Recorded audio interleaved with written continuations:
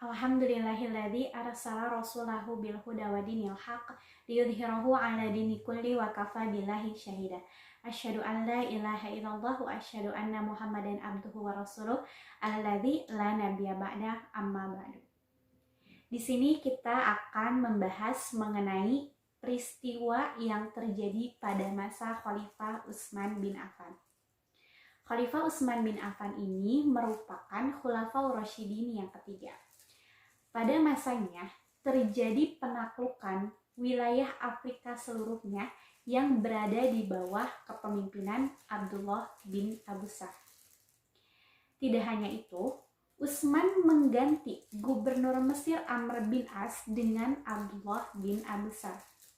Kemudian pada tahun 31 Hijriah, Utsman mengutus 600 armada kapal yang berada di bawah pimpinan Abdullah bin Abu Sa'd dan Muawiyah bin Abu Sufyan untuk menyempurnakan penaklukan Parsi.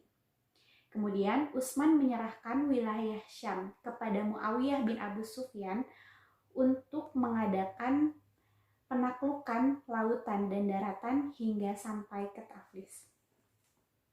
Pada masa pemerintahan Khalifah Utsman bin Affan ini terjadi fitnah yang sangat besar, yakni fitnah yang diprovokatori oleh orang munafik yang bernama Abdullah bin Saba.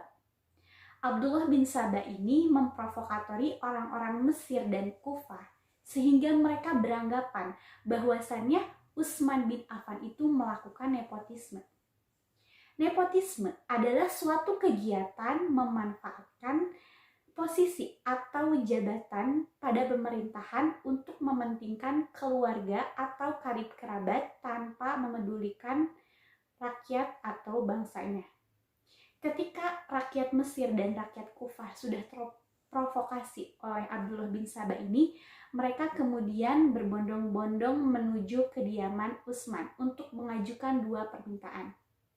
Yang pertama adalah mereka menuntut Utsman untuk memecat para pegawai-pegawai pemerintah Utsman yang memang pada saat Utsman menjabat, banyak dari pegawai pemerintah khalifah ini yang merupakan kerabat dari Utsman bin Affan.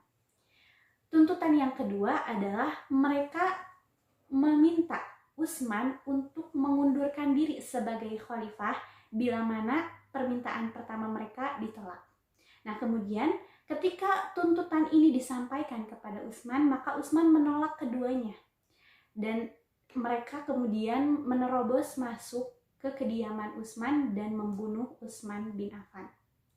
Pembunuhan ini terjadi pada tahun 35 Hijriah.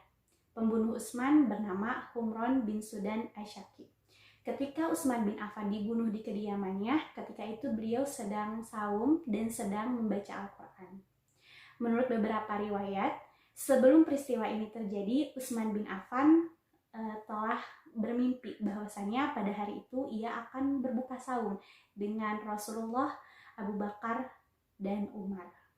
Sekian peristiwa dari masa pemerintahan Khalifah Utsman bin Affan. Afwan katsiran minal khata'. Wassalamualaikum warahmatullahi wabarakatuh.